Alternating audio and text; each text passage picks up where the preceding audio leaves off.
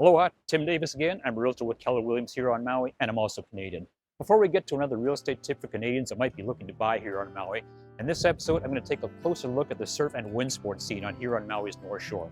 To help me with that, I'm drafting in my landlord, Nitsan. He's lived here for over 20 years, and he knows the scene as well as anyone. Okay, what attracted to me to come here to Maui, first of all, is obviously Maui, is the ocean, the palms, the wind, and then that brought me into the sports. And the North Shore is basically the mecca of windsurfing, kiteboarding, surfing. So this is the location that you can do it so close to home, and you're right there. And the condition is year-long. You can have it in the winter, you can have it in the summer. It's obviously changed, but it's just incredible year-long. Okay, what I've seen change a lot in the last 20 years is mostly the sports.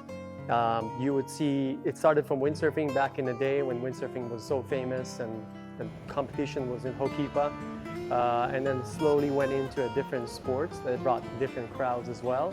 So it went from windsurfing to kiteboarding to hydrofoiling. So right now you see so many people doing different sports, and that's a year long through the season, which is every season offer you a different thing.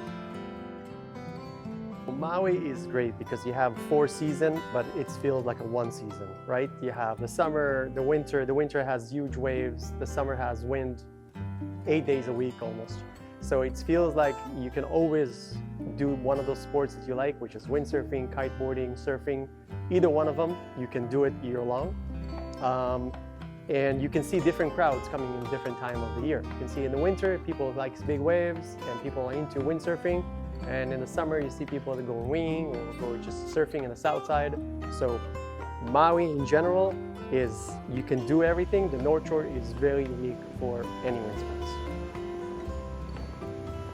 So if you came here first time, has never been exposed to Maui before, I would recommend first to look at the conditions. They can be pretty extreme, size of the wave, the strength of the wind. So I would say look for it. Always ask someone who's on the beach also for wind condition or for the size of the kite, the size of the board they're using. There is some areas that are more beginner friendly and some are less. And mostly talking about conditions. So I would say definitely consider that. Ho'okipa, which is right here in the North Shore, is phenomenal, but also has a much harsher, stronger wave. So if you are good in windsurfing but never experienced waves, that should not be your spot, but you can still enjoy Kanaha Beach or Kuau or other places on Maui. So definitely ask around and check the conditions. You can check on different sites like windsurfing and the surf forecasts, and always before you get in, ask the locals. See, told you, he knows what's up. Okay, on to a quick real estate tip for Canadians. Once again, here's Janae from Elite Lending here on Maui to explain what points are, something that is likely unfamiliar for Canadians. So points are based on your loan amount. So 1 point is equal to 1% of the loan amount. And so when you pay points, that's going to have a direct impact on your interest rate. So for example, if you have a $500,000 loan and you pay 1 point, that is going to be an upfront cost of $5,000. However, that's going to impact your interest rate by about 0.5%. So for example, the starting rate is 6.5%. You pay 1 point, that's going to bring your interest rate down to 6%, which will then save you over the life, as far as interest, over the life of the loan.